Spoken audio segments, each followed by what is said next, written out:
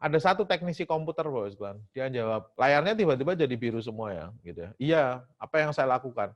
Itu layarnya dipukul di pojok paling kanan aja, nanti pukul sekitar 3 kali gitu dia sembuh. Buku yang dibaca itu nanti eksplisit, pengalaman itu berarti text sheet. Dari sini moderator kemudian ngerangkumin jadilah FAQ itu. FAQ itu Bos Glenn sebenarnya contoh knowledge management yang paling sederhana.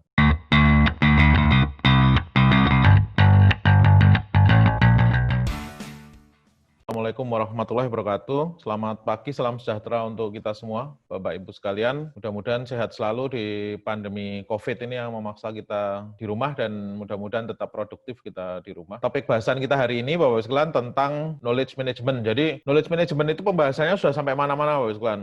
Jadi, sistemnya sampai ditenderkan, biayanya mahal, harusnya seperti ini, software-softwarenya seperti ini. Apakah knowledge management itu sebenarnya sebuah software, sebuah arsitektur, sebuah konsep, atau sebuah apa? Nah, itu yang akan kita diskusikan hari ini. Jadi, supaya kita nggak gagap. Ada banyak hal yang tentang knowledge management itu kita lebay ya, sebenarnya. Kita lebay ya. Jadi, akhirnya malah nggak tercapai knowledge managementnya, gitu ya. Jadi, saya beri judul knowledge management. Ini ringkasan, Bapak-Ibu sekalian, dari materi saya yang biasanya saya bawakan training offline untuk knowledge management selama 3 hari. Training offline ada latihan-latihannya, segala macam lengkap. Di setiap proses sama sistem biasanya ada latihannya. Cuman kalau ini mungkin nggak sampai Bapak sekalian secara overall aja gitu ya. Nama saya Romi, Bapak sekalian Romi Satriawahono, lahir di Madiun, terus kemudian gede di Semarang, SD SMP di Semarang, SMA di Taruna Nusantara di Magelang. Setelah itu saya 10 tahun di Jepang, PhD saya di Software Engineering dan Machine Learning, jadi garapan saya kebanyakan tentang dua hal itu. Kaki kiri saya bisnis, kaki kanan saya akademisi. Saya masih jadi reviewer di banyak jurnal Q1 gitu ya. Saya ngerjakan banyak project tentang software development, data analitik, enterprise architecture, dan seterusnya ada di bawah. Untuk knowledge management, ada beberapa textbook yang saya pakai. Nah, jadi ini ciri khas saya, Bapak sekalian, yang saya obrolkan ke Bapak Ibu sekalian, yang saya diskusikan dengan Bapak Ibu sekalian, itu bukan hasil pemikiran saya tok apa adanya, mimpi saya, enggak, Bapak sekalian. Tapi sifatnya mutawatir, jadi orang-orang di berbagai buku-buku itu juga pembahasannya tentang knowledge management seperti itu gitu ya. Ini sekaligus untuk jawab pertanyaan, soalnya, riset metodologi itu kayaknya mazhabnya Romi Satriawahono. Enggak, itu saya ambil dari bukunya dosen, saya ambil dari bukunya Benson, dari experience gitu ya. Nah, nanti kita akan belajar, Bapak. Kalau saya ngambil dari buku, itu namanya explicit knowledge. Buku itu saya nikmati, ternyata saya tahu, caranya ternyata kayak gini ya, gitu ya, Bapak ya. Jadi know-how yang saya miliki itu namanya tacit knowledge, gitu ya. Nah, kalau saya ngajar Bapak Ibu sekalian, basis pola berpikir saya foundation, landasannya saya ambil dari buku, dan bukunya buku yang dipakai di dunia topik yang kita bahas, bidang yang kita bahas selalu, gitu ya. Explicit knowledge sama tacit knowledge, dua itu, cuman nanti Bapak Ibu sekalian, kalau dalam dunia taksonomi Bloom, kalau pembelajaran itu ada satu lagi dimensi yang namanya afektif, gitu ya, karakter.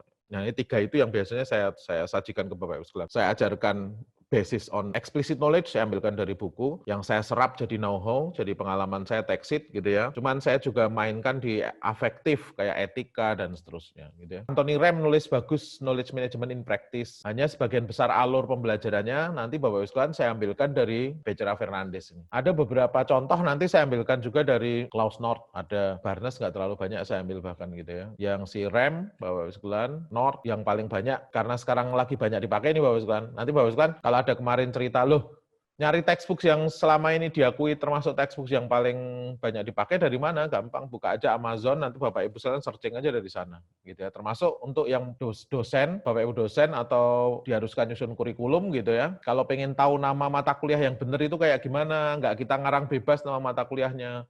Nama mata kuliah itu nama bidang, Bapak. Nama bidang itu harus muncul bukunya, gitu. Buku teksnya, bukan hanya buku ini, tapi buku textbook. Tidak semua penerbit menerbitkan buku teks, Bapak. Ini dipahami. Kayak di Indonesia, Alex Media Kompetindo nggak menerbitkan buku teks, tapi Informatika, Andi, itu yang menerbitkan buku teks, gitu ya. Jadi di Amerika juga sama, Prentice Hall, gitu kan, itu yang menerbitkan buku-buku teks, gitu ya. Nanti dari sana kita searchingnya. Nah, saya pakai kebanyakan dari Becerra Fernandes ini. Good, komprehensif, dan dia punya ide-ide yang nambahkan beberapa konsep tentang knowledge management. Untuk textbook itu. 4 hal yang hari ini kita diskusikan. Pertama, what and why. Seperti biasa, saya ciptakan dulu musuhnya, Bapak sekalian. Masalahnya apa toh gitu ya. Apa dan mengapa KM, knowledge management gitu ya.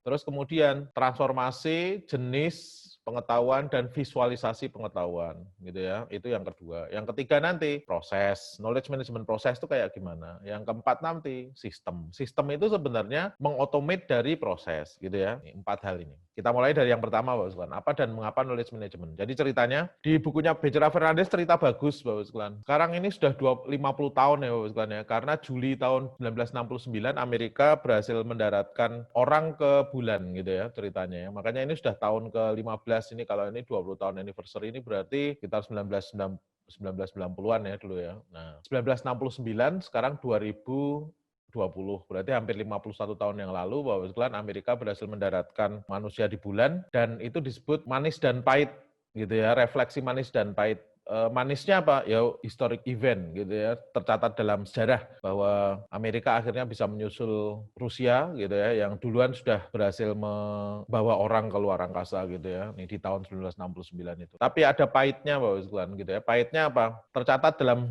berbagai sejarah bahwa ternyata technical aspek, knowledge yang berhubungan dengan berbagai hal pendaratan manusia di bulan itu evaporated, jadi hilang Bapak Sekalian gitu ya. Jadi nggak terdokumentasi dengan baik. Jadi kalau sekarang kita tanya di era sekarang, orang-orangnya mungkin masih ada tercatat dalam koran-koran gitu ya, tapi detail teknis di sana gitu ya, settingnya sampai bisa pesawatnya segala macam itu seperti apa itu ngilang Bapak Sekalian, nggak ada gitu ya.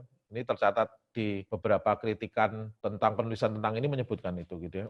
Nih, sampai kemudian efeknya apa? Karena dokumentasinya nggak bagus, nggak terdokumentasi dengan baik, banyak isu gitu ya bahwa ini tuh sebenarnya konspirasi gitu kan. Ini itu direkam loh di bumi, direkam orang mendarat di bulan itu direkam sampai kayak gitu ya Bapak Sekalian. Nah ini kita nggak ngerti yang mana yang benar ya. Cuman memang tercatat dalam sejarah masuk koran gitu Bapak Sekalian, mendarat di bulan, tapi catatan-catatan semua teknis berhubungan dengan itu, jadi knowledge-nya hilang. Itu, ini diomongin phrase tahun 1992 di bukunya gitu ya. Orang itu mulai melihat bahwa orang itu pergi, resign, pensiun gitu ya. Banyak pengetahuan yang ikut pergi gitu ya. Ini saya ceritakan biasanya Bapak Sekalian di tempat saya dulu kerja Bapak Sekalian di LIPI, pernah ada 2000, saya baru pulang dari Jepang waktu itu 2004 atau 2005. Ada satu orang yang biasanya ngurusi listrik Bapak Sekalian pagi ngidupin gitu ya. Bapaknya sudah sepuh gitu ya, pensiun gitu ya. Apa yang kemudian terjadi Bapak Sekalian ya? Dia pamitan di hari Jumat, kita farewell party di hari Jumat. Saya tanya, Pak, semuanya sudah diajarkan? Oh, udah Mas, minggu ini anak-anak sudah saya ajarkan, semuanya sudah saya tulis gitu ya. Jadi Senin Bapak Sekalian, saya pagi dari rumah itu saya bayangin ini Pak itu nggak ada, kira-kira listriknya nyala nggak ini nanti gitu ya. Nih, jadi kekhawatiran saya terjadi Bapak Sekalian karena begitu saya datang listriknya nggak nyala gitu ya. Terus kemudian saya tanya, Mas ini gimana Mas? Sudah saya sesuai Pak dengan prosedur itu tapi tetap nggak nyala gitu. Jadi ceritanya gini Bapak Sekalian, bangunan di LIPI itu kan bangunan tambal sulam ya. Jadi utamanya tahun 1960 ada, terus kemudian ditambah lagi 1990 juga ada yang era tahun 2000-an ada. Efeknya kayak listrik segala macam itu tempatnya terpencar-pencar, bahkan ada satu yang tempat ngidupinnya itu tersembunyi gitu ya. Jadi saya tanya, loh kenapa nggak bisa hidup? Sudah telepon, sudah Pak, tapi kayaknya ya kayak gini sih, kenapa nggak bisa hidup ya? Gitu. Jadi bayangkan satu orang pergi yang setelah hampir 50 tahun ngurusi listrik, nyalain kalau pagi gitu ya. Begitu dia pergi, knowledge-nya ikut pergi dengan dia gitu ya. Sampai akhirnya bapaknya saya telepon gitu ya, Pak datang Pak, lagi ngapain? Saya lagi mancing ini gitu ya, saya udah pensiun, kalian suruh datang-datang, minta datang pula. Akhirnya siangnya beliau datang yang ngidupin gitu ya. Cuman ya semuanya sudah pulang gitu ya. Dipulangkan karena memang listriknya nggak hidup. Ini salah satu contoh nih Bapak gitu ya. Hal yang kecil tapi sangat signifikan berhubungan dengan listrik gitu ya. Jadi ketika pegawai meninggalkan perusahaan, pengetahuan mereka pun ikut pergi gitu ya. Ketika pertama kali teman-teman FIF datang ke saya, Bapak Sekalian, ini saya ceritakan kemarin ketika Enterprise Arsitektur, Exodus programmer yang ke startup bisnis sangat rame gitu ya. Efeknya mereka kehilangan banyak resource Bapak Sekalian. Padahal FIF itu Astra Group gitu ya, yang terkenal bisa gaji orang gede gitu ya, tapi ternyata kalah juga oleh startup bisnis yang bisa gaji orang seenaknya gitu ya. Ketika mereka hire orang baru, programmer barunya juga nggak ngerti apa yang harus dilakukan. Apa yang mereka kemudian lakukan, disuruh memperbaiki, mereka ngupdate satu table Bapak Sekalian gitu ya, ditambahin atribut baru di table itu gitu ya, tambahin field baru. Ternyata ada 50 modul yang berhubungan dengan table itu dan cara ngaksesnya beda-beda. Ada yang tanya dulu berapa jumlah fieldmu, Ada yang nggak langsung akses gitu ya. Kalau yang tanya dulu selamat dia gitu ya. Tapi modul yang langsung akses kena error karena dia ngakses tadinya 51 field sekarang kok jadi 50 atau tadinya 10 field kok sekarang jadi 11 gitu ya. Terjadi error gitu ya.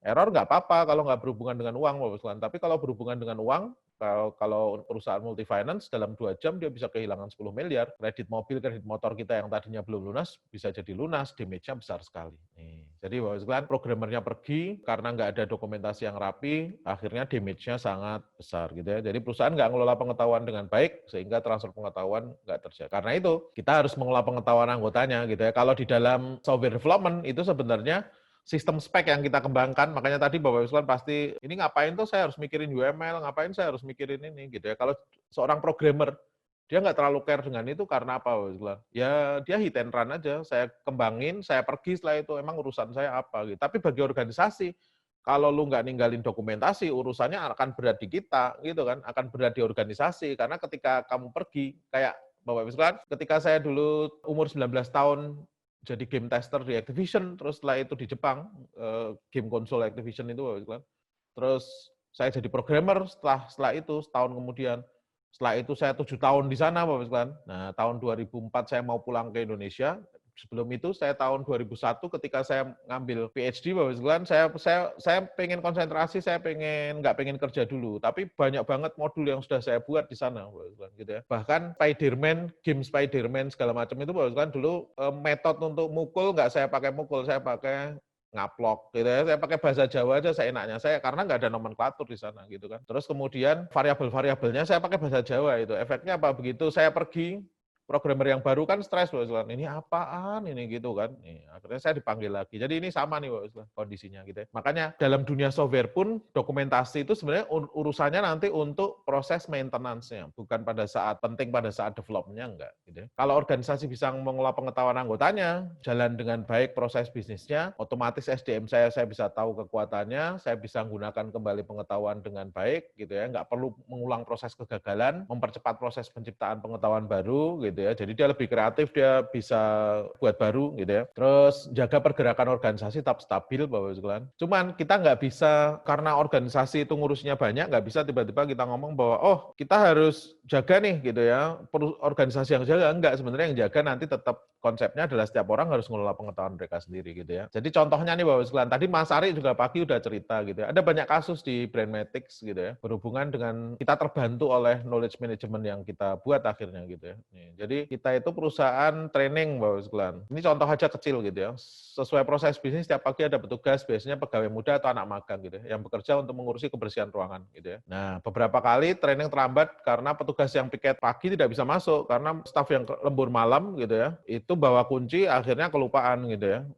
Jadi kejadian berulang karena staf yang malam juga sering kelupaan gitu, yang pagi juga nggak ngingetin gitu ya, sama-sama ini, dan turnover-nya kan tinggi kayak pegawai yang muda sama magang itu biasanya saya putar.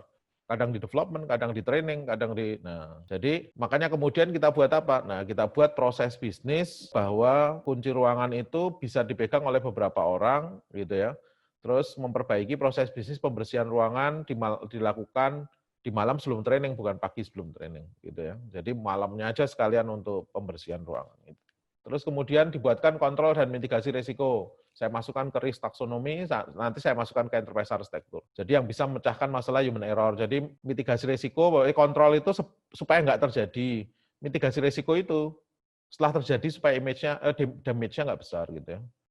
Jadi misalkan mitigasi risikonya kunci backup disimpan di manajemen gedung gitu ya, jadi titipin ke satpam dan seterusnya. Ini salah satu langkah nanti Bapak Ibu. Jadi kalau orang tanya, loh emang proses bisnis itu knowledge management? Proses bisnis itu knowledge management Bapak Ibu. Salah satu bentuk procedural knowledge ya gitu ya, procedural knowledge. Nanti kita bahas di belakang. Bapaknya knowledge management itu Ikujiro Nonaka ini Bapak Ibu. Di tahun 1995 dia nulis satu buku yang sangat legendaris, terus kemudian dipakai di banyak peneliti knowledge management. Pokoknya ngomongin knowledge management itu nggak pernah kelewat ngomongin Ikujiro Nonaka. Beliau ini profesor di Totsubashi University, Bapak sekalian. Dulu saya pernah ikut sekali seminar beliau yang ngajar juga gitu ya. Jadi di bukunya beliau nulis, pengetahuan itu kunci keunggulan kompetitif dari sebuah organisasi. Perusahaan yang sukses atau organisasi yang sukses itu organisasi yang mampu secara konsisten menghasilkan pengetahuan baru gitu ya. Terus kemudian nyebarkan ke dalam perusahaan dan kalau perlu mengimplementasikan dalam teknologi atau produk baru. Ini kata Iku Jiro Nonaka. Dan kasus yang paling terkenal yang diangkat oleh Iku Jiro Nonaka itu kasus Matsushita Electric, Bapak Ibu sekalian. Jadi Matsushita Electric itu ada effort untuk membuat mesin untuk membuat roti gitu ya. Berkali-kali diuji coba ini mesinnya, Bapak Ibu sekalian.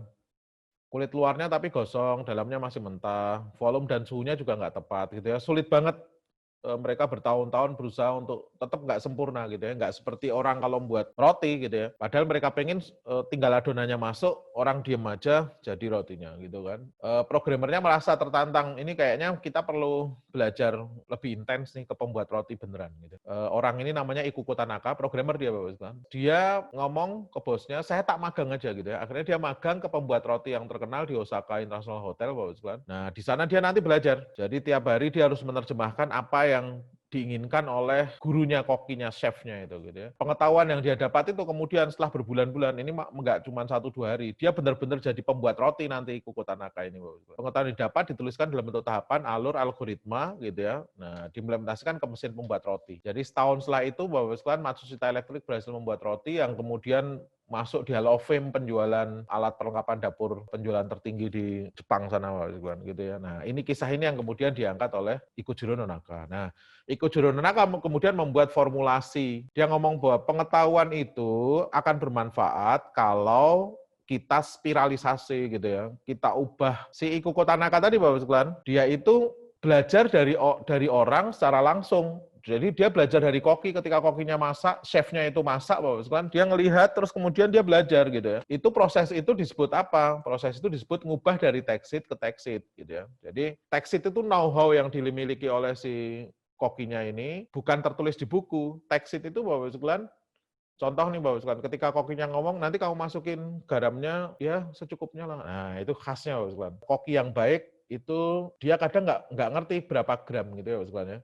Secukupnya lah. Nah, secukupnya ini nggak bisa bagi Ikuko Tanaka gitu ya. Nanti dia ukur, dia timbang. Ini sebenarnya secukupnya untuk volume segini ini berapa gram gitu ya. Text sheet itu dari know-how, akhirnya jadi know-how baru. Si Ikuko Tanaka ini jadi pinter buat roti tadi. Text sheet ke text sheet. Itu namanya sosialisasi. Gitu Bapak sekalian ya. Jadi kalau ada acara sosialisasi itu sebenarnya text sheet ke text sheet. Gitu. Berubah dari text sheet knowledge ke text sheet knowledge. Jadi sekali lagi, knowledge itu ada text sheet, ada explicit. Explicit itu yang tertulis di buku, text sheet itu yang ada di kepala kita, yang ada di hati kita, yang ada di tubuh kita, gitu ya. Itu yang disebut nanti Michael Poliani nyebut pengetahuan kita lebih banyak daripada apa yang kita tuliskan gitu ya. Setelah itu, si Ikuko Tanaka tadi dari text sheet, dari pengetahuan yang dia dapat, dia nulis prosedurnya, dia nulis algoritmanya, dia nulis caranya. Ini dari text sheet ke explicit, eksternalisasi. Diingat-ingat, kalau dari dalam keluar dalam bentuk eksplisit, dalam bentuk tulisan, Bapak sekalian, ini eksternal ya, eksternalisasi gitu ya. Nanti kebalikannya Bapak sekalian, dari eksplisit saya belajar terus kemudian jadi text sheet untuk saya, internalisasi. Nih yang bawah di sini nih Bapak sekalian, internalisasi yang bawah gitu ya. Nah, terus dosen nulis paper nih Bapak sekalian, buat penelitian kemudian nulis paper. Nulis papernya mensitasi tulisan-tulisan orang. Itu namanya combination, eksplisit ke eksplisit. Gitu ya Bapak sekalian ya, combination. Saya nulis, tapi tulisan saya ini berangkat dari tulisan seseorang, saya dapat ide gitu ya. Kemudian saya jadi landasan saya eksplisit ke eksplisit. Sesuatu yang eksplisit tadi, kemudian saya belajar di sana, saya nemukan know-how baru, internalisasi. Nih, jadi knowledge spiral itu perjalanan pengetahuan dari text sheet ke eksplisit. Jadi text sheet ke text sheet sosialisasi, text sheet ke eksplisit eksternalisasi, keluar kan ya, dari dalam kita keluar eksternal. Dari buku eksternal ke dalam saya internalization nih di sini gitu ya. Dari eksplisit ke eksplisit combination gitu ya. Kalau text sheet ke text sheet socialization. Gitu ya Bapak sekalian ya. Ini nanti diingat-ingat, nanti kita akan ini. Nah, jadi Bapak sekalian, ini kisah knowledge spiral si Ikujiro Nonaka gitu ya, yang ditulis di bukunya Knowledge Creating Company, nama bukunya juga itu. Nah, sekarang Bapak sekalian, kita masuk ke masa yang memang sangat benar-benar butuh pengetahuan yang lampau gitu ya. Jadi pengetahuan kegagalan khususnya yang dilakukan senior-senior kita gitu ya. Karena apa? Kompleksitas dunia bisnis sekarang meningkat gitu Bapak sekalian. Jadi kompetisi bisnis signifikan meningkat. Kalau kita harus ngulang kegagalan, proses bisnis kita nggak secepat yang kita inginkan gitu ya. Nih. Terus kemudian perkembangan teknologi juga signifikan gitu ya. Konflik internal juga beraneka ragam gitu ya Bapak sekalian ya. Jadi Dan inilah namanya memang organisasi yang mengelola manusia, kan gitu ya. Kayak saya sebagai CEO, saya mimpin orang-orang yang beraneka ragam. Saya punya anak 7 aja, bentuknya aneh-aneh, pemikirannya aneh-aneh. Ada yang seneng ngomong, ada yang diam, Bapak Islan gitu ya. Ada yang diajari susah, ada yang hobinya main game, ada yang banyak macam-macam gitu ya. Apalagi organisasi yang environment-nya mereka sangat berbeda, dari lahirnya juga beda, diajarin orang tuanya beda gitu ya. Konflik internalnya pasti akan ada. Hanya karena masalah kunci kayak tadi itu bisa konflik panjang gitu ya. Terus perubahan pasar juga signifikan, perkembangan kebutuhan ini kayak misalkan sekarang ini Bapak, ketika training offline kita itu dalam kondisi nggak bisa jalan, ini sudah hampir 3 bulan tuh, saya harus memikirkan cara supaya mengkonversi bisnis dengan cepat. Kalau saya langsung jual nanti online training, nggak akan ada orang yang siap gitu ya. Makanya Bapak Islan, kenapa kok saya hujani dengan 1 hour online training ini Bapak Islan? Karena saya pengen ngetes pasar. Ini sebenarnya bisa nggak kita uji coba kalau saya ngajarin orang dengan seperti ini? Dan ternyata bisa, kan, gitu ya. Jadi setelah beberapa kali kita uji coba yang 1 hour, kemudian beberapa perusahaan melihat, Mas Ram, saya kirimkan orang deh untuk training yang seperti biasa 3 hari gitu ya, tapi pakai Zoom aja. Nah, seperti itu. Jadi kata Renar Kasali ini merubah DNA dari perusahaan gitu ya, yang tadinya jualan offline kita menjadi online. Dan itu it's okay, itulah kebutuhan. Sahabat-sahabat saya, 1 orang adik kelas saya yang membuat boneka, dulu pembuat boneka Brandmatics itu dia yang buat bonekaku namanya, itu adik kelas saya di Sepatan Nusantara. Di masa krisis nggak ada lagi orang pesen boneka ke dia. Apa yang dia lakukan? Ya dia adapt. Jadi dia akhirnya membuat masker. Jadi sekarang masker-masker yang di Brandmatics itu dia juga yang membuat gitu kan. Jadi sekarang produksi masker dan dia melihat bahwa omset perusahaannya turun bener tapi nggak turun-turun banget gara-gara sekarang permintaan maskernya juga banyak gitu ya. Jadi nanti kalau dalam dunia bisnis Bapak Sekalian, kita harus follow the money. Jadi orang itu buang uangnya kira-kira kemana ini gitu ya. Nanti kita ciptakan pasarnya di situ gitu ya. Perlu respon yang cepat, intensif gitu ya. Pasar perlu cepat gitu ya. Nah, ini yang paling signifikan, berkurangnya pengalaman individual. Karena kompleksitas dunia bisnis semakin cepat Bapak Sekalian. Misalkan sekarang staff saya ada 35 orang Bapak Sekalian. Padahal kalau proyek kayak enterprise arsitektur itu misalkan ada 4 proyek, berarti kan ada harusnya 4 senior nih Bapak Sekalian. Padahal ada beberapa yang belum siap, terpaksa yang muda-muda kita siapin untuk dia harus suka nggak suka harus siap. Nah, pengalaman yang individual yang masih muda ini Bapak Sekalian nanti efeknya kemana-mana. Dia belum matang, dia kadang salah, dia kadang dan seterusnya. Ngurusi tender juga kadang salah upload nih. Bahkan Mas Ari ini beberapa tahun lalu juga salah ngupload ternyata nih karena masih muda beliau waktu itu gitu ya. Turnover pegawai tinggi, perkembangan kebutuhan pasar, anak muda yang menduduki jabatan relatif tinggi padahal pengalamannya terbatas gitu ya.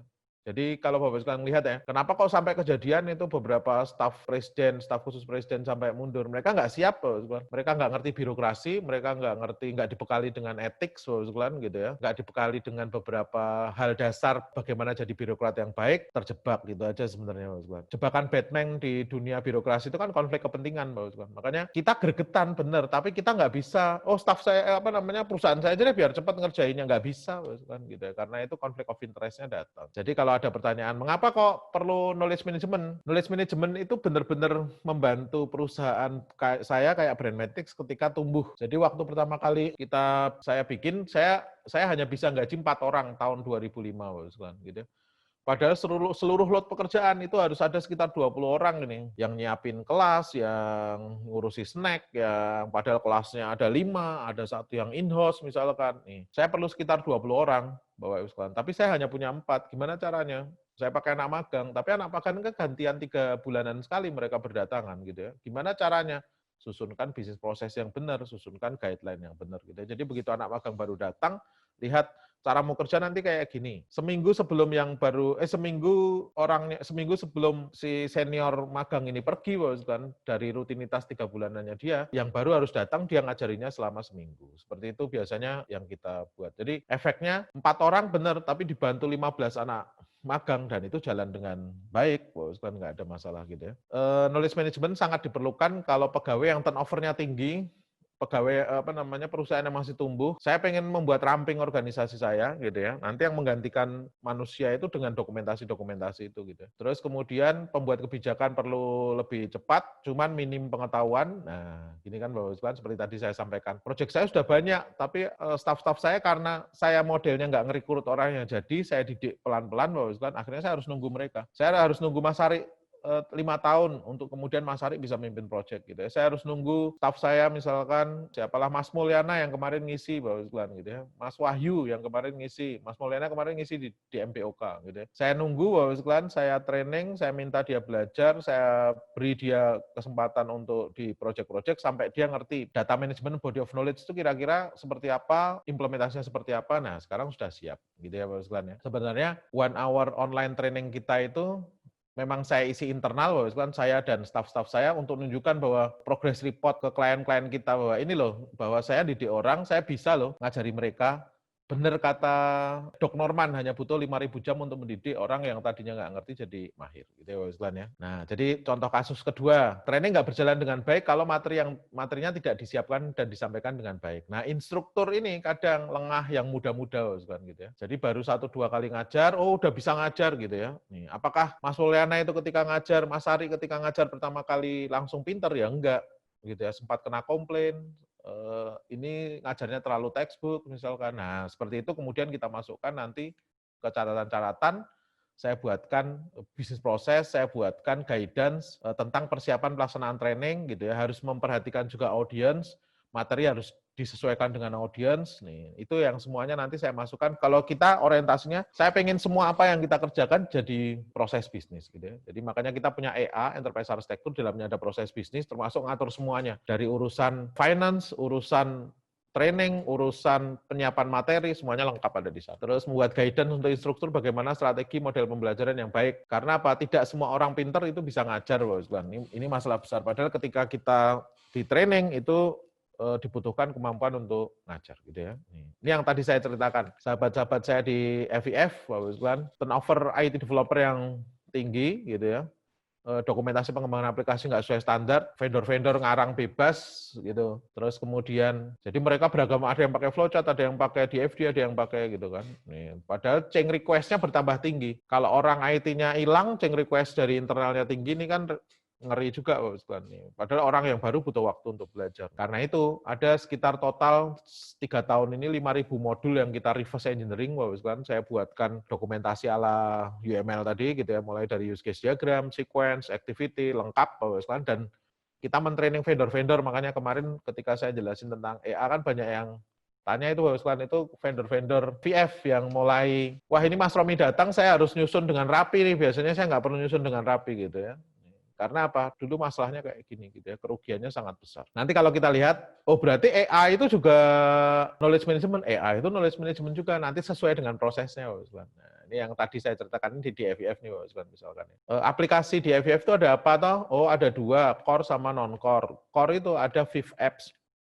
Di dalamnya ada modul marketing. Di dalamnya ada submodul dealer profile, di dalamnya ada sub-submodul main dealer information. Use case-nya seperti ini. Terus kemudian activity diagram atau BPMN-nya seperti ini nanti gitu ya. User interface-nya saya masukkan langsung di atasnya. Terus kemudian sequence diagram. Nih, sequence diagram. Nanti ada table di ujung sana. Jadi saya ngerti ini modul ini, sub-submodul ini atau metode ini atau function ini ngakses ke table apa. Gitu ya, Bapak Sekalian. Jadi nggak ada lagi orang gagap, oh ini tabelnya field-nya 50 ini, padahal di sini codingnya dia langsung query, dia nggak tanya dulu, berarti saya harus ubah sedikit kodenya supaya tanya dulu. Gitu Bapak Sekalian. Ini salah satu contoh. Peter Drucker ngomong Bapak Sekalian di bukunya, dia nulis gak bagus, sumber ekonomi tidak lagi berdasar pada modal, sumber daya alam, Bapak Sekalian enggak gitu ya. Jadi capital itu sekarang arahnya ke knowledge capital, gitu ya. Jadi pengetahuan. Nah, masalahnya pengetahuan itu adanya kan di manusia, gitu tuh, gitu ya. Nah, sekarang gimana kita bisa mengubah tacit knowledge yang ada di SDM pegawai itu ke eksplisit atau ditularkan ke SDM yang lebih baru. Itu dia ceritanya, gitu ya. Nah, apa yang dikatakan Peter Drucker ini Bapak Sekalian sekarang benar-benar kasat mata gitu ya. Kasat matanya bukan hanya knowledge, benar-benar knowledge yang kita keluarkan dari data Bapak Sekalian, gitu ya. Lewat proses data mining kemarin. Nanti kalau ada yang tanya loh, data mining itu termasuk KM juga. Nanti termasuk KM proses nanti kita lihat Bapak Sekalian, gitu ya. Jadi kemarin sudah saya sampaikan Bapak Sekalian, Uber itu mengubah beberapa data-data menjadi tarif, gitu ya Bapak Sekalian ya. Gojek atau Grab itu mengubah beberapa data jadi pengetahuan tentang Grab point mana yang sebaiknya saya pakai ketika letaknya di pancoran ini. Oh, Menara Bidakara bisa gitu ya.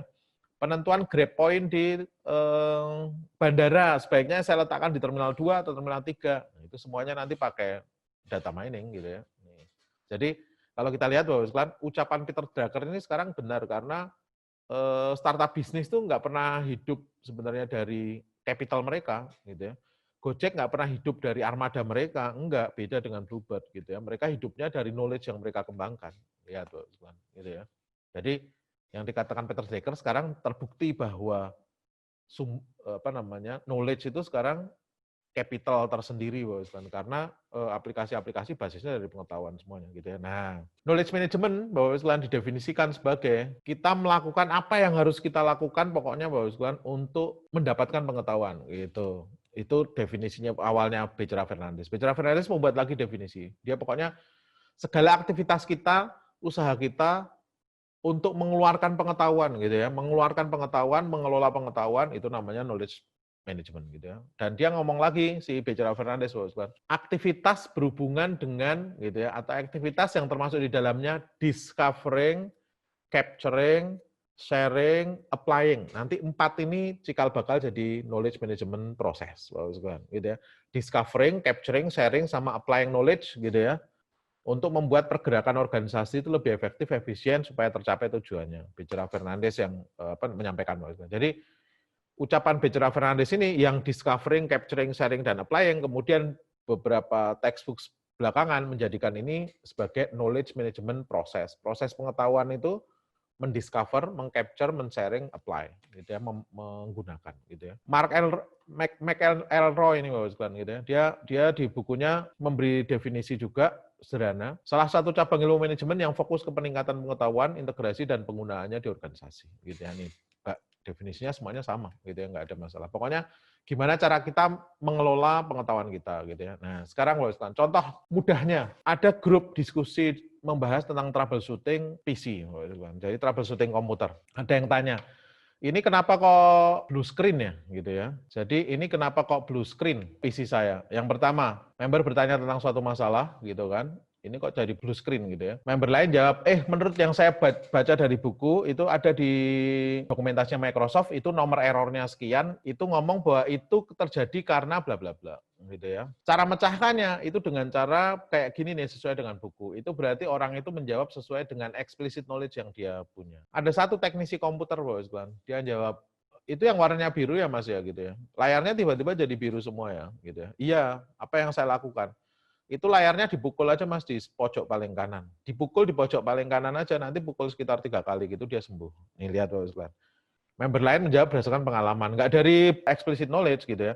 Dan Bapak Islan nyangka bahwa oh ini kayaknya yang diucapkan Mas Romi ini ngarang deh. Enggak Bapak Islan, kalau saya pernah lihat knowledge management di Hitachi membuat mesin vending mesin, Bapak Sekalian, itu ada di know-how yang dia tulis dalam bentuk dokumentasi itu. Kalau ada, jadi untuk teknisinya dia, vending mesin itu kalau kita beli, terus kemudian kaleng minumannya datang itu, Bapak Sekalian. Ya. Kalau macet gitu ya, itu kalau kamu nggak pengen dulu di dalamnya kamu, skrupnya kamu keluarin dan kamu putar dan seterusnya, apa yang dilakukan?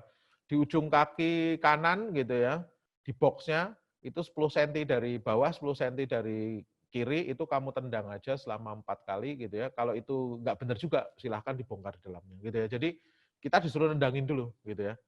Jangan-jangan itu karena macet komponennya dan itu biasanya dipecahkan dengan nendang gitu ya Bapak sekalian. Nah, jadi buku yang dibaca itu nanti eksplisit, pengalaman itu berarti text sheet gitu kan. Nah, dari sini moderator kemudian ngerangkumin semuanya Bapak sekalian gitu ya. Jadilah FAQ itu. FAQ itu Bapak sekalian sebenarnya contoh knowledge management yang paling sederhana gitu ya. Makanya kemudian muncullah FAQ seperti ini gitu ya. FAQ-nya sudah dibuat Bapak sekalian, kemudian ada anak muda yang baru masuk ke mailing list, dulu pakai mailing list, kita bertanya lagi, saya kok kena blue screen juga ini. Apa jawaban seniornya Bapak sekalian? Dijawab dengan RTFM gitu ya.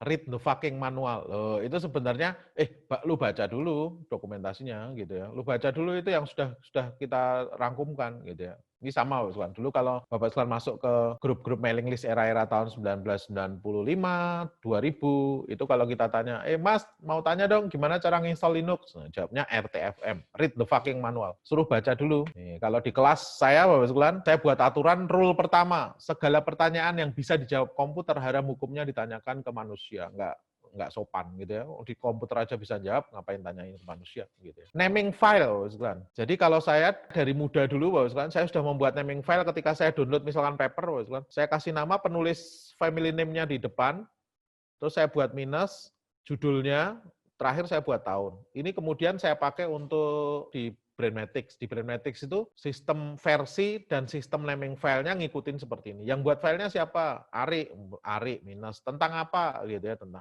Oh, ini file yang akan kita publish keluar, berarti depannya pakai Brainmatics, gitu ya. BM minus, gitu kan, namanya apa, dikasih tanggal bulan tahun nanti di belakang untuk versinya. Wikipedia, knowledge management, cuman diproses yang mana, gitu.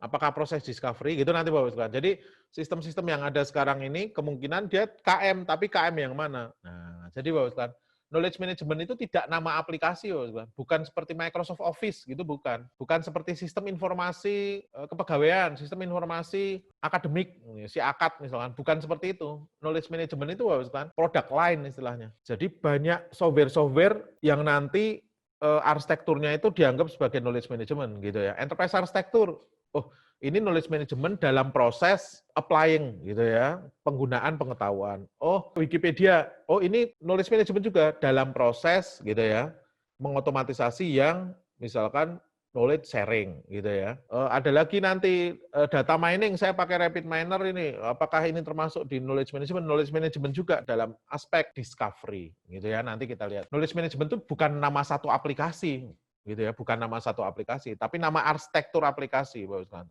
Nama grup, kalau orang software engineering kadang nyebut produk line gitu ya, bisa gitu ya, atau nyebut ini arsitektur, atau ini jenis aplikasi yang memanage pengetahuan gitu ya.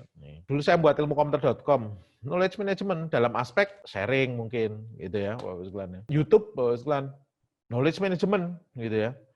Dalam aspek proses yang mana? Oh, nanti kita bahas. Bisnis proses yang kita buat untuk organisasi kita, knowledge management juga gitu. Makanya efeknya enterprise architecture yang kita buat, perspektif knowledge management itu knowledge management dalam aspek applying knowledge gitu ya. Jadi kalau saya perawat lagi nangani UGD seperti ini, Bapak sekalian, kemudian ada perawat baru tanya, gimana cara saya nangani UGD? Oh, itu loh, kamu pakai bisnis proses kita. Nah, ini masuknya ke proses yang applying tadi yang dikatakan Bicara Fernandes. Tapi kalau saya nggak tahu caranya nih, laptop saya kok jadi kayak gini. Saya telepon orang dari sana, teknisinya ngajarin, Ibu pencet ini aja, Ibu pencet ini. Oh ya, saya pencet, setelah itu kemana setelah itu? Itu applying yang sisi satu lagi. Nanti kita lihat, gitu ya, direction namanya. Apakah knowledge management itu hanya teoritika, nggak ada standarnya, sudah banyak regulasinya. Gitu ya. Permen Pan-RB mengeluarkan tentang manajemen pengetahuan juga yang 14 tahun 2011. Perpres 95 tentang SPBE itu juga banyak tentang berhubungan dengan knowledge management gitu ya. Terus kemudian keterbukaan informasi publik, ini ada juga nyebut tentang manajemen pengetahuan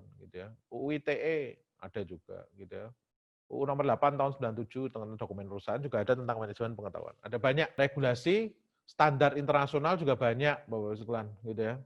ISO juga mengeluarkan khusus beberapa tentang knowledge management di sana gitu ya. Meskipun di sana ada yang nyebutnya record management, ada yang tapi ada juga yang apa adanya knowledge management gitu ya. Ini ada banyak nanti. Terus bidang yang berhubungan dengan knowledge management. Pertama, manajemen organisasi pasti Bapak sekalian, karena knowledge management yang kita bahas itu nanti di organisasi. Pengetahuan itu ada dua, deklaratif sama prosedural. Berarti yang deklaratif bisnis proses manajemen masuk. Kemungkinan kita akan bangun sistem nih, gitu ya. Berarti information system. Kemungkinan dalam bentuk bukan prosedural, tapi bentuknya nanti Bapak sekalian tulisan Bapak sekalian jurnalistik perlu, gitu ya.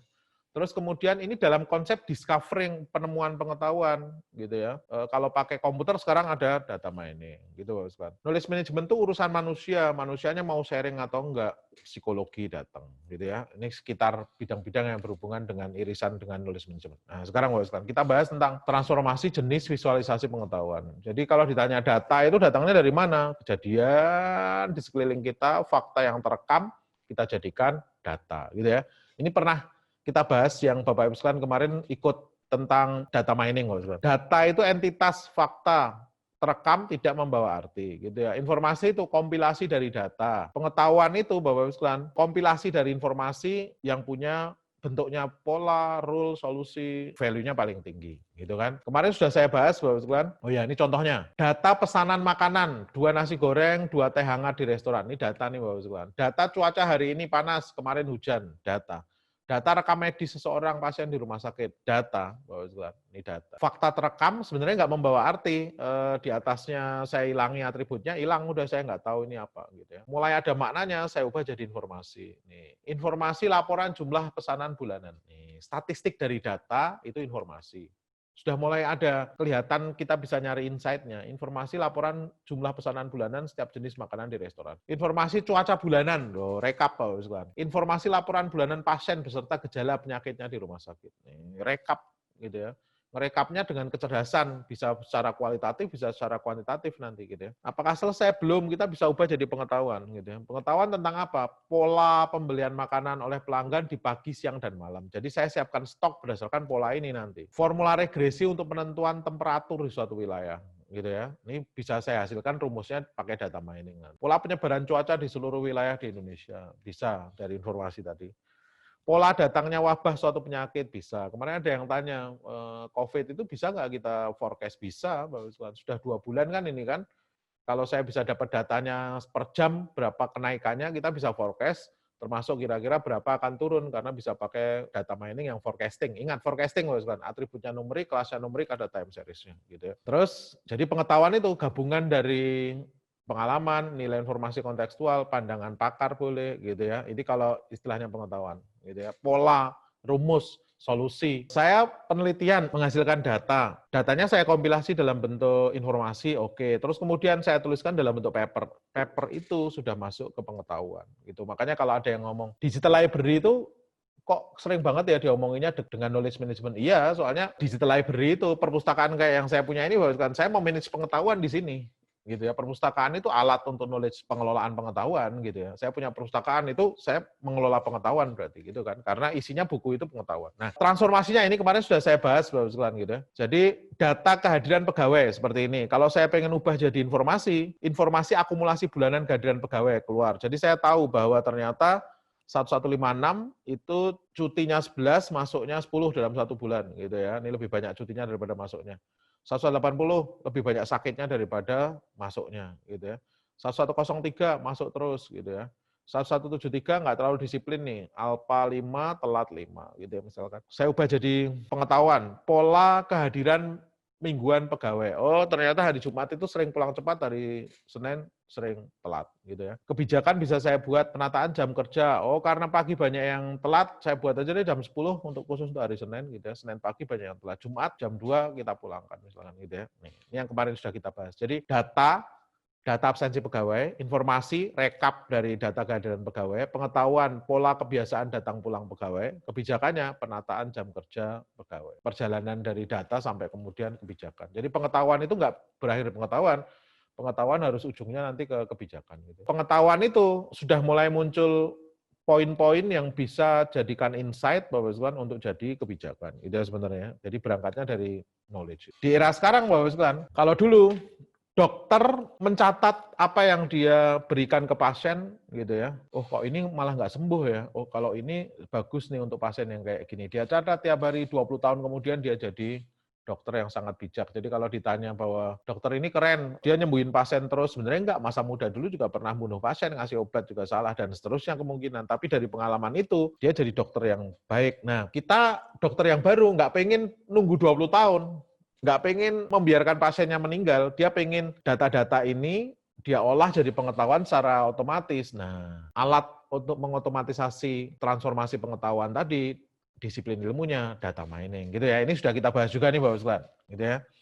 Jadi disiplin ilmu yang mempelajari metode mengubah data jadi pengetahuan, gitu ya. Jadi nggak perlu manusia melakukan ekstraksi, serahin komputer, dia mengekstrak ke kita, pengetahuannya terbentuk, Bapak Ibu sekalian, ini sudah kita bahas. Data di kampus, misalkan profil mahasiswa yang lulus tepat waktu seperti apa toh gitu ya, nanti akan ketahuan ketika kita olah jadi pengetahuan. Misalkan pola tri yang kita susun kelihatan bahwa orang yang lulus tepat waktu itu profilnya kalau sambil bekerja di EP semester 3-nya harus berapa, umurnya harus berapa, jenis kelaminnya kayak gimana gitu ya. Ini sudah kita bahas di data main. Contoh kalau di Brainmatics, data profil peserta training dan course yang diikuti, data, informasi statistik peserta, gender, profesi, usia, dan seterusnya. Informasi rata-rata peserta training per bulan, informasi. Gitu ya. Pengetahuan tentang pola waktu, bulan perusahaan mengirimkan SDM untuk training, gitu Bapak istilahnya. Makanya tadi disebut proses bisnis itu kenapa disebut pengetahuan ya, kenapa dia tidak disebut data, karena dia sudah merupakan pengetahuan. Jadi kalau saya bekerja supaya lebih efisien kayak gini loh, 1 start, 2 nyiapin apa, 3 apa loh, dia pengetahuan masuknya. Gitu. Saya buat kebijakan penataan peningkatan ruangan kelas di bulan Agustus dan November misalkan. Nah, itu Bapak, itu transformasi. Terus kemudian jenis pengetahuan itu tergantung dimensi, tergantung aspek. Yang pertama, dari keluasan pengetahuan itu bisa general knowledge sama specific knowledge gitu ya. Pengetahuan yang general, luas sama yang spesifik khusus gitu ya. Luas itu bisa diakses oleh banyak orang, cara dapatnya mudah. Spesifik itu, saya perlu sekolah misalkan, saya perlu pengalaman untuk bisa dapat pengetahuan yang spesifik. General itu, peraturan permainan sepak bola, general. Spesifik itu, gimana cara nendang yang baik supaya dia melengkung, gitu ya. Nih, jadi banana kick itu seperti apa, itu spesifik, gitu kan. Gimana nendang yang dia bolanya nggak harus muter, gitu ya ya. Jadi saking kencengnya dia bolanya nggak muter, itu spesifik. Dapatnya susah, perlu latihan. Nah, tapi yang general bisa kita akses cepat. Keluasan volumenya, gitu ya. Berdasarkan bentuknya bisa deklaratif, bisa prosedural. Deklaratif itu yang sifatnya pernyataan, hukum, hipotesis, itu deklaratif. Prosedural itu bentuknya alur kayak tadi. Berdasarkan sumber, kalau dari manusia, Bapak sekalian, know-how yang dimiliki manusia itu tacit knowledge. Kalau dari buku, explicit knowledge, gitu ya. Nih, ada 3.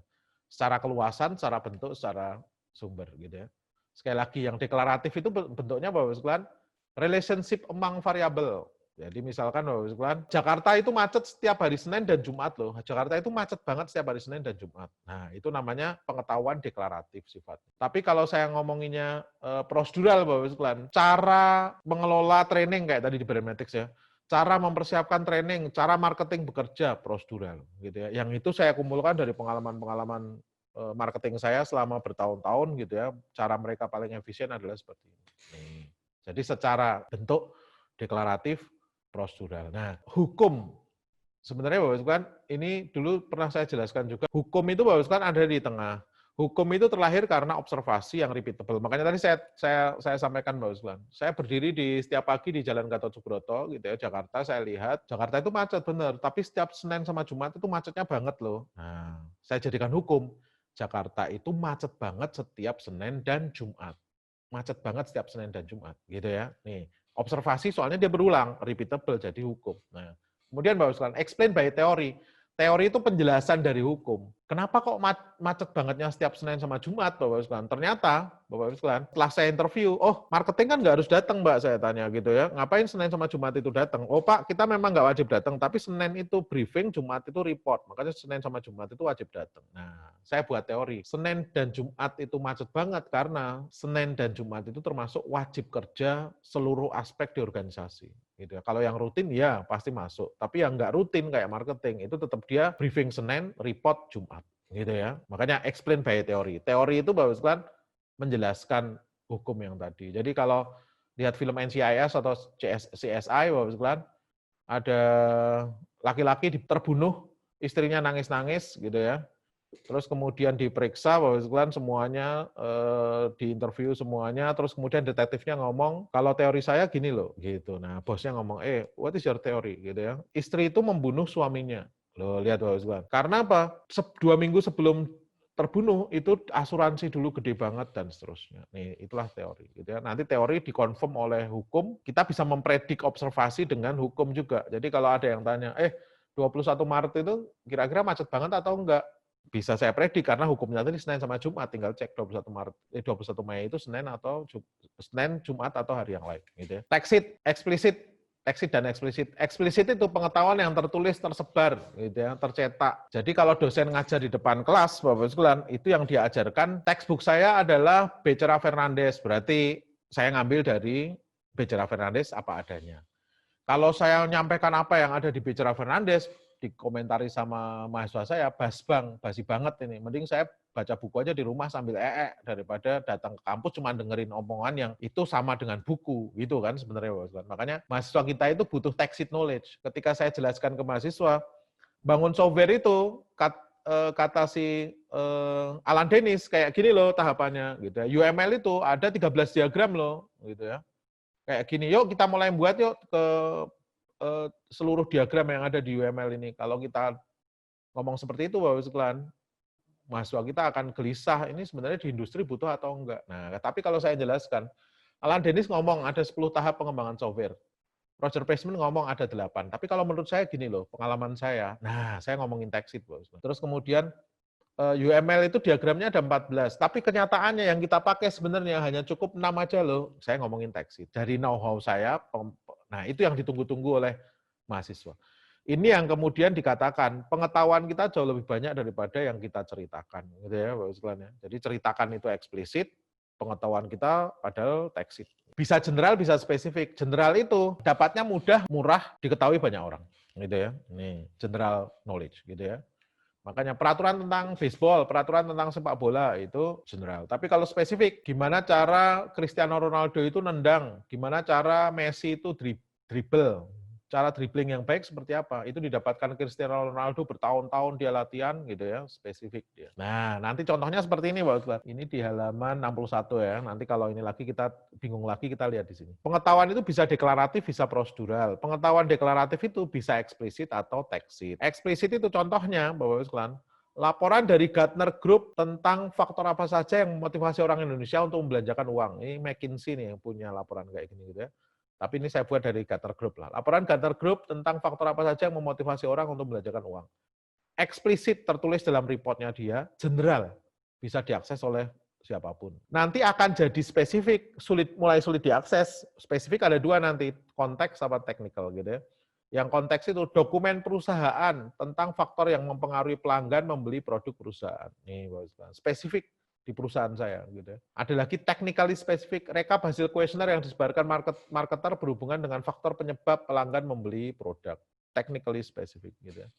Nah, yang text pengalaman yang didapatkan bertahun-tahun ngurusi atau melihat statistik orang Indonesia pakai uangnya untuk apa sih kira-kira? Text gitu ya. Yang spesifik, pengalaman manajer atau pimpinan tentang faktor yang mempengaruhi pelanggan membeli produk perusahaan. Jadi faktor yang mempengaruhi pelanggan membeli produk perusahaan itu, bahwa selain pengetahuan itu bisa deklaratif gitu ya, eksplisit, text gitu kan, bisa general, spesifik gitu ya. Yang bentuknya prosedural. Prosedural eksplisit, buku textbooks marketing yang berisi penjelasan tentang metode pemasaran. Oh, metode pemasaran tuh ada 4 loh gitu ya. Bauran pemasaran tuh ada 7 loh, misalkan gitu. Kotler ngomong, nah itu eksplisit. Tapi ternyata marketing saya selama bertahun-tahun belajarnya dari Kotler tadi, Bapak sekalian 7P tadi. Tapi pengalaman dia, oh cara yang terbaik untuk memasarkan itu kalau untuk produk seperti ini dari pengalaman saya, nah text pengetahuan dasar cara marketing melakukan kegiatan pemasaran. Kalau levelnya sudah marketing saya, itu masuknya ke spesifik. Tapi kalau saya secara umum, Bapak sekalian masuknya ke general, gitu ya, ini seperti itu. Nih, kira-kira nanti contoh-contohnya seperti ini. Nah, contoh nih Bapak sekalian, pengetahuan tentang kalau di Brandmatics, pengetahuan tentang pola waktu bulan perusahaan pelanggan mengirimkan, jadi pelanggan saya mengirimkan SDM itu kira-kira waktunya kapan? Januari Februari jarang karena kalau instansi pemerintah belum mulai pencairan ya Bapak sekalian ya, belum ada pencairan. Nah, kayak gini berarti sifatnya deklaratif, text kira-kira biasanya rame nih gitu ya. Tapi kalau saya melihat laporan penyelenggaraan training, pengetahuan saya dapat dari sana berarti eksplisit gitu kan. Pengetahuan tentang cluster course training dari atribut jumlah peserta, waktu terselenggara, harga dan seterusnya. Deklaratif sifatnya, eksplisit. Proses penentuan jadwal training dan topiknya prosedural, eksplisit gitu kan. Pengetahuan tentang sikap marketing yang menghadapi pelanggan, gimana cara menghadapi pelanggan yang komplain gitu kan. Deklaratif, text gitu ya, Bapak sekalian ya. Pengetahuan tentang proses penanganan pelanggan yang komplain, prosedural, eksplisit. Seperti ini Bapak sekalian contoh-contohnya, terus kemudian visualisasi. Pengetahuan itu ternyata bisa kita visualisasi Bapak sekalian pengetahuan yang deklaratif tadi, kita visualisasi dalam bentuk nanti mind map biasanya. Atau tools banyaklah, peta konsep dan seterusnya, tapi yang terkenal mind map gitu ya. Untuk yang prosedural Bapak Ibu sekalian bentuknya flowchart atau activity diagram atau BPMN. Cuman saya pakai BPMN biasanya gitu ya. Nih, karena BPMN sudah jadi standar internasional. Mau visualisasi pengetahuan itu sekali lagi kalau yang deklaratif pakai mind map, kalau yang prosedural pakai BPMN atau flowchart atau alur gitu. Nah, mind map itu dibuat oleh Tony Buzan Bapak Ibu sekalian, cara paling cepat untuk merangkumkan ide kita gitu ya. Jadi ketika anak saya itu sore-sore datang sambil wajahnya merengut, Bapak Ibu sekalian, aku disuruh buat esai tentang rumah kita. Aku bingung mau nulis apa. Soalnya banyak banget yang harus saya tulis kata anak saya, Bapak Ibu sekalian. Terus saya ngomong, udah pakai mind map aja, rumah kita letakkan di tengah, nih mulai digambarin sama anak saya. Nah, rumahmu ada apa aja? Ada ruang tamu, taman, garasi, kamar mandi, dapur. Oke. Di ruang tamu ada apa aja? Oh, ada sofa, TV, meja tamu. Di kamar mandi ada apa? Ada dapur. Lengkap, Pak Wiswan. Setelah itu saya ngomong, oke, pengen buat tulisan tentang apa gitu ya. Oh, saya pengen buat tentang taman deh. Ya sudah. Pertama dirimu nulis dulu, berarti kasih judul, Taman di Rumahku. Rumahku, gitu ya. Nanti ceritakan, rumahku ada ini loh, dalamnya ada taman. Taman ada ini, baru dia ceritain tentang bunga di taman itu dan seterusnya. Jadi enak, Ustaz. Nih. Makanya mind map itu dipakai Kurtilas Kurikulum 2013 di textbook di paling depan itu selalu ada mind map gitu ya. Nih, jalan paling gampang untuk ini. Terus book review, saya mereview buku bisa pakai mind map juga gitu ya. Ini penulisnya siapa, background, impact dan seterusnya. Bahkan sekarang meeting, mencatat meeting itu pakai mind map juga rame gitu ya. Project pakai mind map juga ada. Ini dulu anak saya waktu SD nih Bapak sekalian gitu ya. Ketika saya menterapi anak saya yang nomor 1, jadi anak saya yang nomor 1 ini agak sedikit unik karena lahir di Jepang, nggak bisa bahasa Indonesia, masuk ke Indonesia harus ngulang TK lagi gitu ya. Jadi pengetahuannya logiknya agak nggak terlalu bagus Bapak sekalian, cuman dia narasinya bagus gitu ya. Nih, makanya saya coba latih, jadi SD itu Bapak sekalian anjlok matematikanya, 3, 4 gitu, nggak kuat dia. Akhirnya saya tahu ini kecenderungannya anaknya, cara ngingetnya modelnya pakai gambar gitu ya. Akhirnya saya ajari pakai mind map, saya suruh, lingkaran, oke, coba rangkumi, lingkaran itu apa aja tuh yang dibahas gurumu, oh kenal lingkaran, nentukan, dan seterusnya. Nilainya kemudian pelan-pelan naik, Bos. Tadinya 3, 4, saya udah stres gitu. Akhirnya 6, 7, 8 gitu ya. Mulai naik dia. Bahkan apa yang dia buat, itu jadi standar sekarang di SD-nya dulu tempat dia sekolah. Sekarang adik-adiknya yang SD di situ, dapat tugas gurunya mind map gitu ya. Itu kalau komplain, saya selalu ingetin, itu legacy dari Masmu loh, dulu buat mind map terus di-approve bahwa ini cara yang paling bagus untuk merangkumkan karena apa? Irsa setelah itu bisa ngajarin teman-temannya, anak saya yang pertama. Jadi ketika teman-temannya ini jadi teman-temannya biasanya kalau udah fokus di sini dia lupa ini sebenarnya masuk bahasan mana gitu. Irsa yang ngingetin gitu. Itu bahasanya lingkaran, tentang garis singgung lingkaran atau lingkaran tentang garis singgung persekutuan itu gitu ya. Mind map pengetahuan di Brainmatic nih saya susun. Brainmatic punya aset, punya peraturan, punya resiko, SDM, proses bisnis, ada course. Saya buat kayak gini nih, Bos kan. Gedung, HKI punya, infrastruktur, aplikasi, gitu ya. Nah, kalau kita pengen nyusun mind map dari organisasi kita, Bos kan bisa membuat seperti itu. Oke, yang kedua, yang bentuknya prosedural, itu pakai BPMN, gitu ya. Atau activity diagram kalau pakai UML ya, atau flowchart. Untuk activity diagram standarnya UML, BPMN standarkan sama juga oleh OMG. Dua-duanya standarnya Object Management Group. Nggak ada masalah. Kalau kita nggak pengen pusing, pokoknya bulat, bulkonah aja ya, bulat, kotak, panah itu aja kan kalau proses kan. Jadi nanti kalau kita lihat 70% organisasi di dunia ini sudah pakai BPMN gitu ya. Contoh yang tadi proses bisnis penanganan pasien UGD. Call center menerima laporan gawat darurat, mengklasifikasi tingkat gawat daruratnya tinggi ke sini, kalau sedang ke sini, kalau rendah ke sini, dan seterusnya. Dan ini dikembangkan dari pengalaman bertahun-tahun rumah sakit itu ada UGD, cara nangani paling efisien ya kayak gini nih gitu ya. Proses bisnis pengajuan kredit supaya jelasin ke customernya lebih mudah. Selama ini ada yang nulis form dulu nggak lengkap gitu, dijelasin di depan. Ini formnya kalau nggak lengkap nanti kita tolak loh. Makanya formnya diisi harus dengan lengkap. Kalau organisasi Bapak Sekalian, Kementerian SDM dari depan level 0, level 1, level 2 gitu ya. Ini peta proses bisnis dari organisasi. Sampai kemudian penyelesaian IUP PMA eksplorasi nih alurnya seperti ini. Kalau ditanya, bisnis proses organisasi itu apakah sebuah knowledge management? Knowledge management juga. Tergantung nanti dalam sisi proses yang mana. Masuk ke proses sekarang. Bicara Fernandes Bapak sekalian menyampaikan, knowledge management itu aktivitas yang berisi di dalamnya discovering, capturing, sharing, sama applying. Ada 4 proses utama. Nanti ini sebenarnya idenya dari 2 peneliti, gitu ya. Discovering sama capturing itu idenya si Ikujiro Nonaka. Jadi 4 proses besar ini, discovering, capturing, sharing, sama applying, itu 4-nya diusulkan oleh Ikujiro Nonaka. Terus yang 2 lagi, Bapak sekalian, mana? Nah, exchange, direction sama rutin itu diidekan oleh Grant sama Nahavit Gosal nih ya Bapak sekalian ya. Jadi nanti Becerra Fernandes membuat formulasi yang bagus nih, lihat nih Bapak sekalian. Jadi discovery itu ada 2, kombinasi sama sosialisasi. Capture itu ada 2, eksternalisasi sama internalisasi. Ini pakai idenya Ikujiro Nonaka tadi yang knowledge spiral. Sharing itu sosialisasi discovery, saya pakai lagi sharing nih di sini. Konteksnya agak beda nanti. Terus sharing exchange juga ada, application itu direction sama rutin, gitu ya. Yang namanya proses itu ada 4 gede ini plus subnya kayak gitu kata si Becerra Fernandes. Nah, discovery sama capture idenya Ikujiro Nonaka, knowledge spiral tadi. Kalau sharing sama application idenya si Grant Nahavit Gosal, gitu ya Pak Usman ya.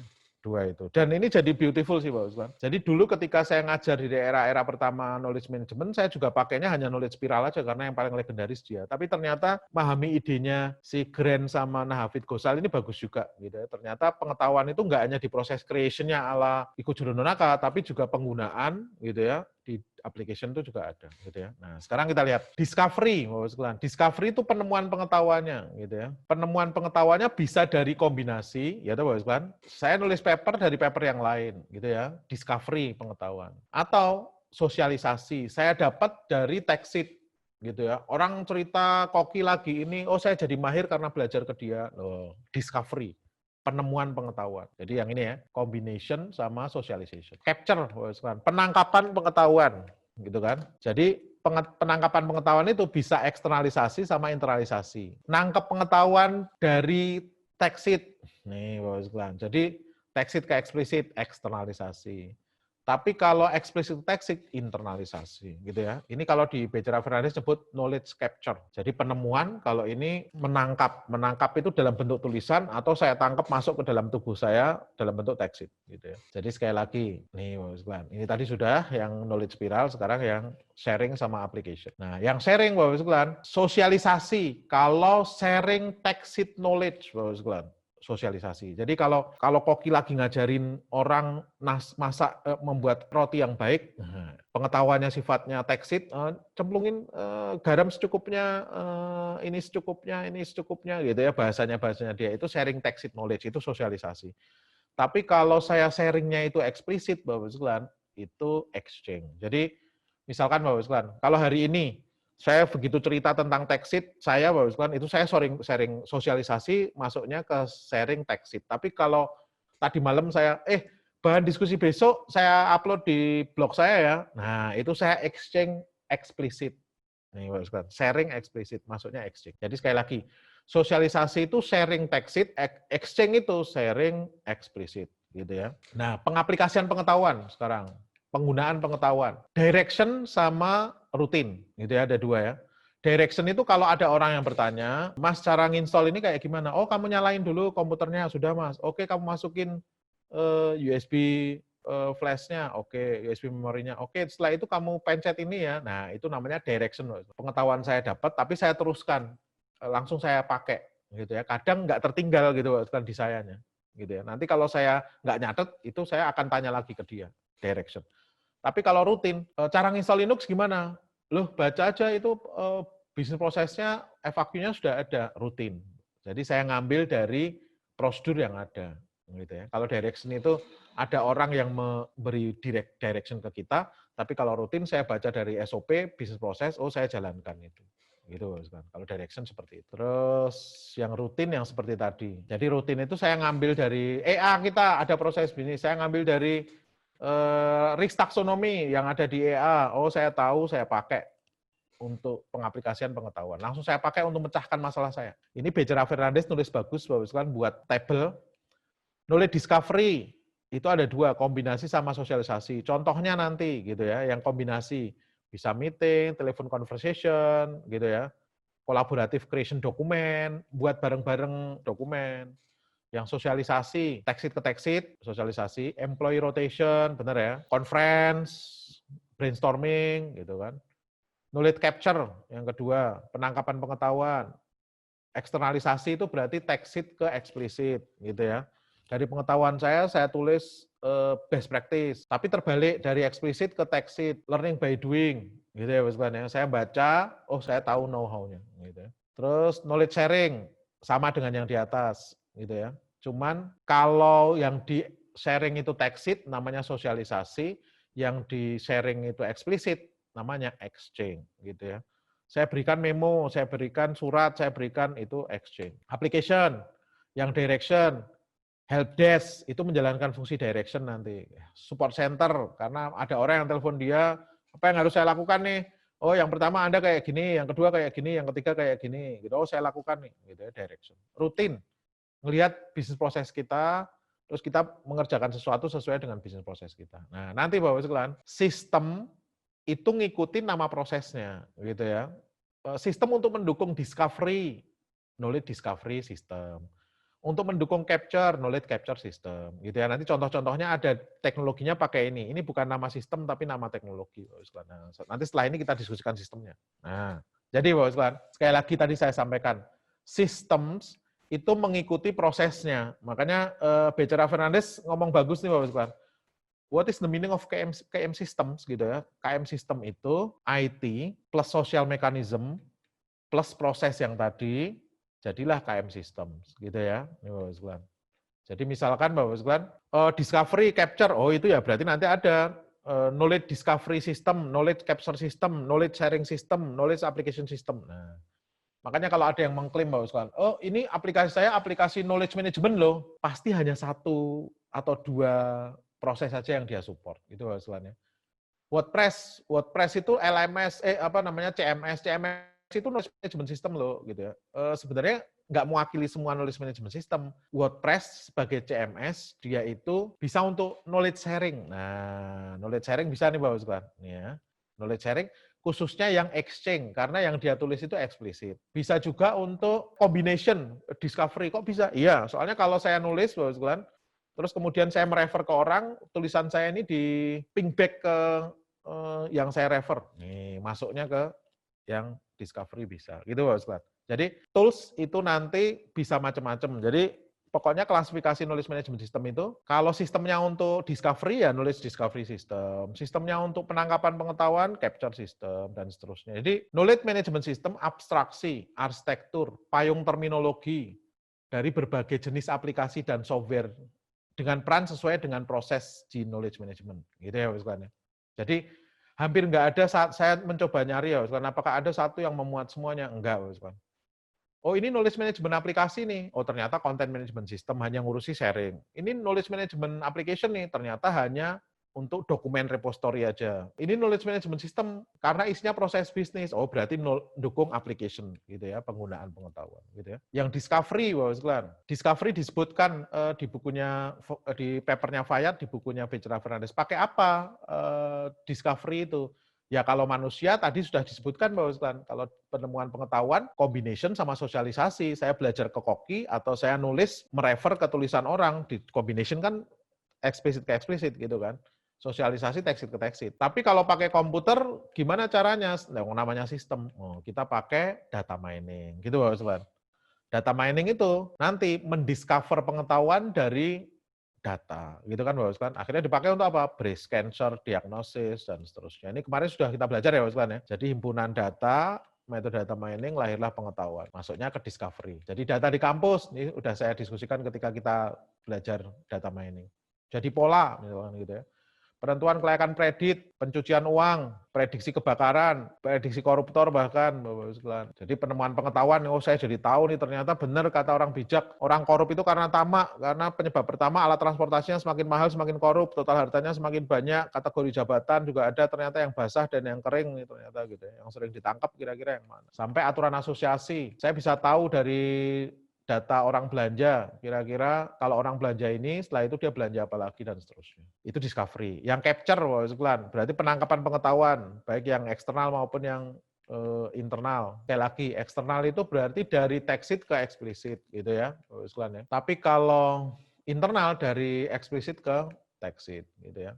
Nanti bentuknya bisa macam-macam sistem yang bisa kita pakai. Tadi kan capture ya berarti ya. Nih, dari text ke eksplisit gitu Bapak sekalian. Ini biasanya lesson learn database misalkan bisa gitu ya. Tapi kalau eksplisit ke text gitu ya, internalisasi ya. Ini berarti kayak basisnya rata-rata expert system AI kita pakai. Ini kalau sistemnya Bapak sekalian. Nanti kalau lihat di sini. Sistem recommender gitu juga bisa. Repository dokumen seperti ini Bapak sekalian. Ini dalam rangka kalau di sini berarti capture gitu ya. Bisa internalisasi ya, bisa ya. Nih ya. Dari eksplisit saya baca, saya nemu text nih bisa. Saya tadinya nggak ngerti gimana cara registrasi HKI dipandu oleh alirannya si ini dulu kita bikinin sistem untuk Pulungan Winston sama partner Bapak sekalian gitu. Sistem untuk karena HKI itu rumit Bapak sekalian. HKI itu ada paten, ada hak cipta gitu ya. Dia ada wizard untuk bisa lu mau ngurus apa nih sebenarnya HKI itu? Apakah paten, apakah merek dagang, apakah rahasia dagang, apakah hak cipta, apakah nah dipandu dari depan gitu ya Bapak sekalian ya. Ini salah satu jenis juga yang capture gitu ya. Terus standarisasi kompetensi petugas pelayanan misalkan nih Bapak sekalian. Ini sama nih. Terus sharing kalau sharing bisa banyak nih. Sharing masuk yang di sharing ini ya. Nih, sistemnya apa aja? Bisa banyak banget. Ini saya langsung aja waktunya soalnya nggak ada. Blog saya sharing gitu loh Bapak sekalian. Saya buat YouTube channel sharing gitu ya, dalam rangka sharing. Nih, tergantung sharingnya. Kalau saya sharingnya itu text to text mungkin bentuknya seperti ini Bapak sekalian. Saya buat online training 1 jam kayak gini, saya banyak cerita tentang text Bapak sekalian jadi paham, oh text to text gitu ya. Tapi kalau saya nulis blog Bapak sekalian, ada Bapak Ibu sekalian kemudian melihat terus kemudian, oh saya bisa nulis juga dari situ gitu ya, proses capture itu nanti berarti. Tapi kalau dari sisi apa namanya sharingnya, ini berarti eksplisit ke eksplisit. Ya itu Bapak sekalian masuknya mana tadi? Exchange. Yang saya share eksplisit. Kalau yang saya share sosialisasi, text berarti sosialisasi. Oke. Jadi kalau lihat blog Wikipedia itu bisa kerangkanya bisa sharing bisa kerangkanya capture juga bisa gitu ya. Ketika saya pakai dia capture. Nih, sosialisasi gratifikasi kalau di KPK, sosialisasi product knowledge di Jasara Harja ya istilahnya. Itu ada yang bentuknya exchange, ada yang bentuknya socialization. Meskipun sebenarnya namanya sosialisasi tapi kadang bukan sosialisasi text to text gitu ya. Terus nah terakhir penggunaan aplikasi. Penggunaan knowledge. Application itu maksudnya penggunaan ya. Contohnya apa saja? Contoh, tadi kita ada 2 kan. Application itu direction sama rutin. Gitu ya. Direction itu misalkan ada orang helpdesk system, ada orang tanya ke helpdesk. Nah sekarang orang itu nggak tanyanya ke helpdesk, orang itu tanyanya ke sistem. Karena sudah apa yang dijelaskan si orang ini sudah dimasukkan ke sistem. Langsung saya pakai untuk memecahkan masalah saya. Makanya contoh untuk knowledge application itu rule based system, access system dan seterusnya gitu ya. Jadi bentuknya wizard itu sudah mulai saya applying gitu. Dan saya kadang kalau disuruh ngulang nggak bisa gitu ya. Ini kok blue screen terus kemudian saya klik, saya next. Oh sampai saya bisa mecahkan gitu ya. Kalau saya disuruh ngulang lagi saya nggak tahu. Saya harus tanya lagi ke komputer ini direction.